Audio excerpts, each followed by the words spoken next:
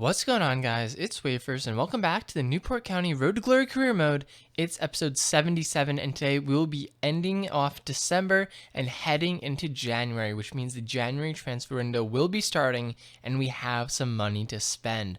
But before we get to that, let's look at the table. 20 games in, we have 16 wins, 3 draws, and 1 loss. We are 4 points ahead of Liverpool and 10 points ahead of Manchester United, sitting in a pretty good place right now in the league. Our first game that will end off December is up against Brentford. They are newly promoted, so this is a game that we should do well in. But it would be Brentford who started out on the attack in this one. 15 minutes in, they would come down this right side and then look to get the ball into the middle of the box. They're able to get around our left back and our center back, and then a pretty nice finish there. Just good dribbling on the right side, and they pick up the 1-0 advantage. About 15 minutes later, and we would come forward. This time it's Reese hitting Andia, who finds Ampadu. Ampadu would look back inside for someone to pass this off to, and he would find Levitt, who gives it off to Reese, who finds Hopkins, and Hopkins would score. Really nice there, going from one side of the box to the other side, and then working it back again, and we were able to find the space and get Hopkins the goal. A little later on in the game, we are now in the second half, 10 minutes after the restart, and Levitt would put through Jenkins, who beats his man, holds him off, and hits it into the back of the net, puts us up 2-1 in this one. We claim our first lead of this game, in the second half. It took us a while to get through Brentford's defense, but we were able to break through and find that goal. But Brentford were not done. Once again, Mbuemo down this right-hand side, he's going to pass it inside, and then Fours gets their second goal of the game, tying it up. But with about 15 minutes remaining, we were looking for the winner. Jenkins would hit Reese. Reese is going to lay it back off, and Jenkins would return the favor. They're just playing 1-2s here, and eventually it is Jenkins who finds the goal. Really nice play there by Reese and Jenkins, just passing it back and forth, until they were able to find the space. And it is Jenkins who gets us the goal and gets us the victory. We pick up the 3 points against Brentford in a game that was much too close, but we are able to get the points. As you can see here, we have some departures, Baxter and Williams, as well as Bound. Prosser leaves on loan, so a couple sales here are able to get us some more funds. And then we do have a monthly scouting report. Looking through this one, initially it did not look so good. Our scouting reports have been up and down this year. Every once in a while we'll get a good one, but sometimes they're pretty bad. Curtis Jones there looks all right. Rodri Burgess, I decided to sign up here, I believe, because his valuation is very high. Even though his potential isn't the greatest, he has a very high valuation. He is another goalkeeper. We have so many goalkeepers in the academy at some point. We're going to have to let some of these players go. He looks all right, but I feel like we have better options. Tudor is just the prize prospect at this point. He's 67 overall, has potential to be special, basically guaranteed. We release a player there that I accidentally signed. And then looking through the rest of the academy, some decent players, but no players that I think can make an impact this season. And obviously, we're going for Champions League this year. But one player that I think could make an impact is Curtis Jones, the 25-year-old midfielder. He's 86 overall, has great stats, and he's playing at Liverpool right now, but he's on the bench for Liverpool. He's not playing in many games. He's valued very highly at $67.5 million.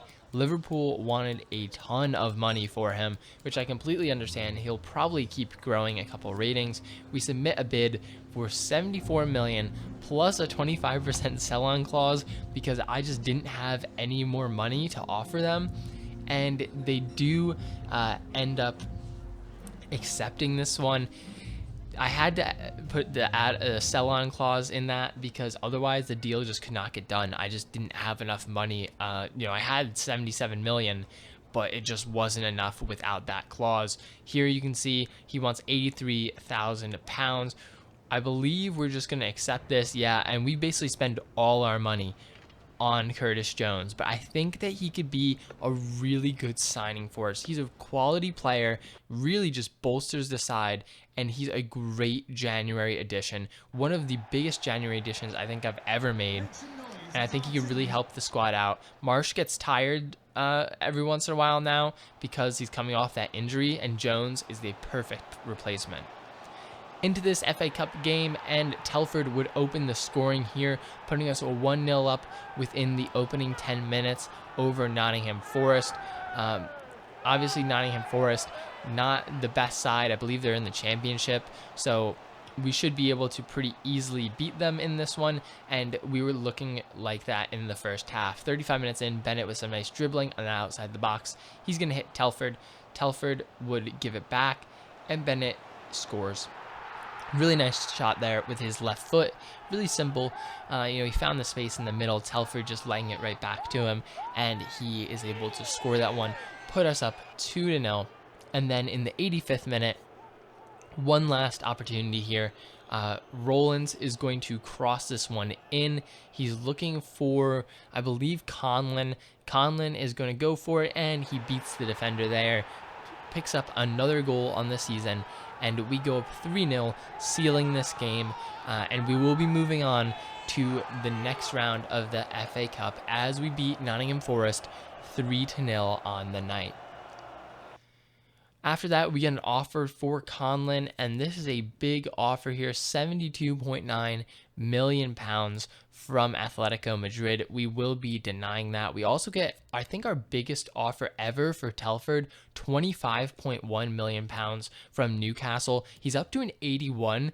I think he's actually grown this season, which is incredible because he's 30 years old, and in FIFA years, that's pretty old. But we'd reject that as well. Obviously, he is staying with the club. And then we go into this match against Sheffield United. And 11 minutes in, it would be Marsh hitting Bennett. Bennett is one-on-one, and he finesses it beautifully around the keeper to put us up 1-0. Easy finish there for someone like Bennett, who just is oozing quality. He's been incredible for the entire season, and he is continuing that in this game. Telford now picks up the ball in the midfield. He's going to come forward and lay this one off to Bennett. Bennett once again in the box, and he finishes again. Picks up his second goal of the game within the opening 20 minutes. So a really fast start for the team, a really fast start for Alex Bennett in this game.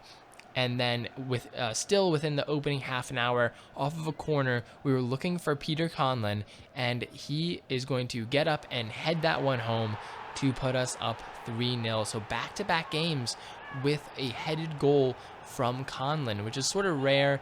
He scores, I would say, 4 to 5 goals a season from headers, but 2 back-to-back is pretty nice to see, and we were in control of this one into the second half now, and Richards with a very nice pass into Bennett, who is looking for the hat trick, and he would find it with a nice finesse shot there.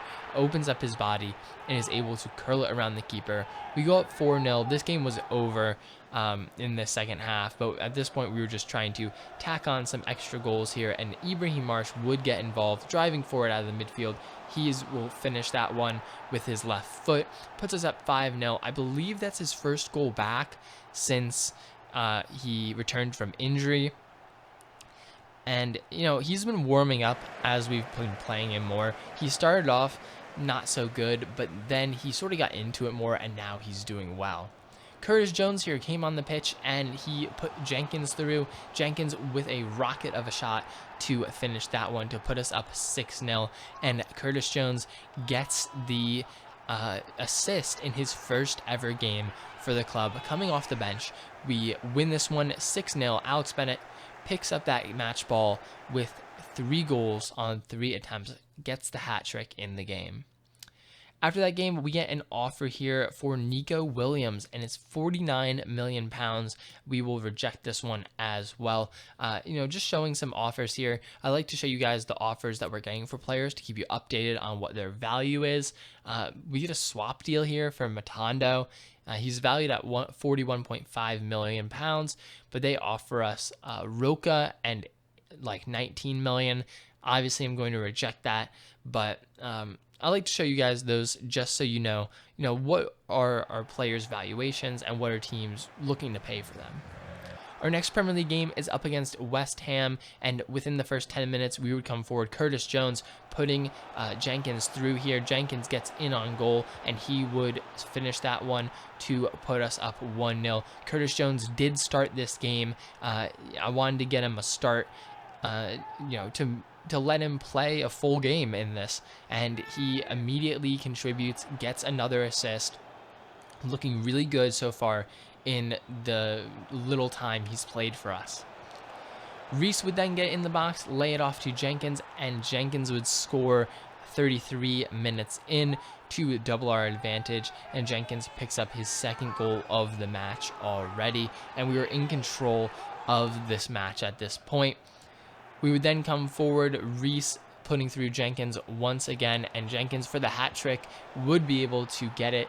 Nice right-footed finish there, and we would go up 3-0 on West Ham. Into the still in the second half here, and 75 minutes in, West Ham would come forward looking to get one back, and Toussaint would get into the box, do some nice dribbling, and put that one past our keeper to get one goal back. But Jenkins' hat trick would get us the victory here. We pick up 3 points on a 3-1 game. Then we get an offer for Ibrahim Marsh. This is £121 million from Inter Milan.